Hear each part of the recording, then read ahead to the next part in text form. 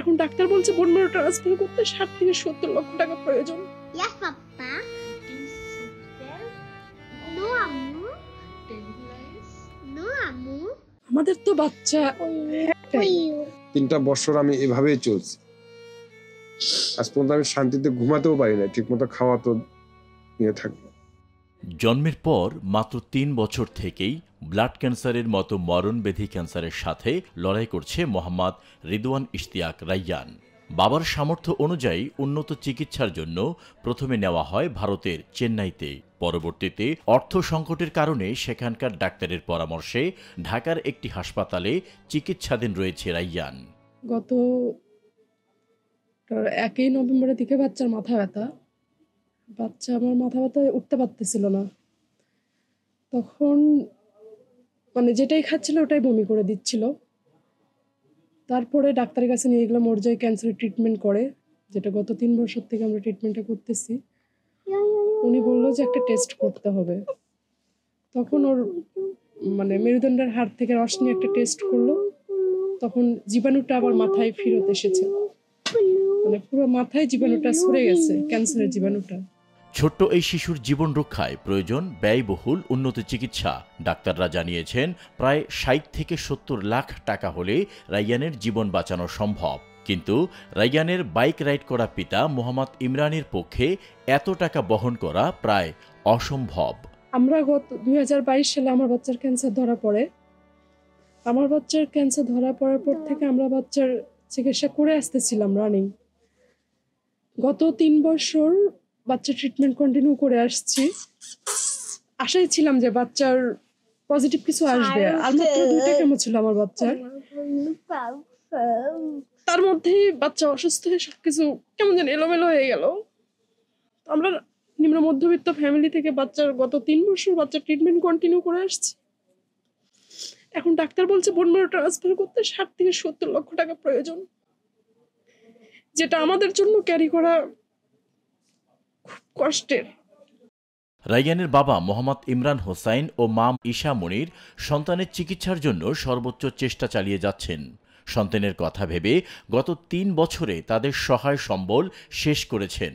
কিন্তু কেমোথেরাপি, নিয়মিত পরীক্ষা নিরীক্ষা এবং প্রয়োজনীয় ঔষধের খরচ মেটাতে তারা এখন আর্থিকভাবে কঠিন সংকটে পড়েছেন। আমি আজকে 3 বছর যাবৎ ওকে কাঁধে করে নিয়ে দৌড়াচ্ছি।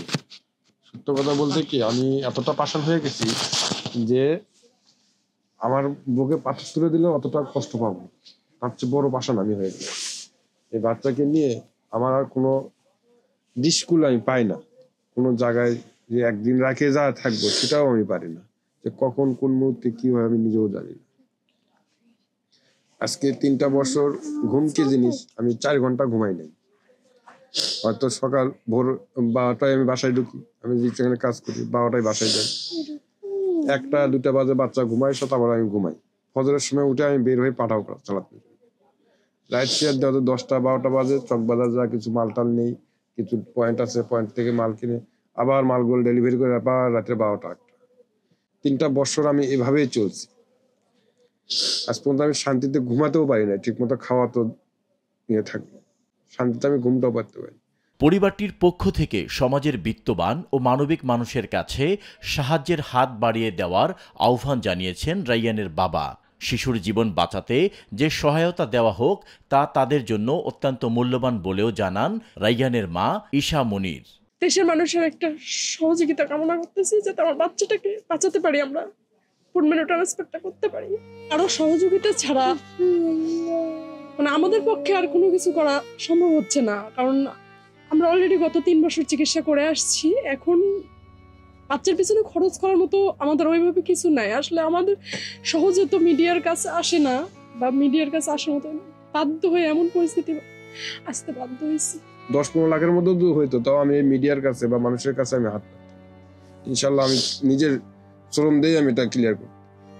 কিন্তু আমি যখন দেখছি আমার একটা ইয়ের বাইরে, সত্যর বাইরে, তখন আমি বাধ্য হয়েছি যে দেশের মানুষের কাছে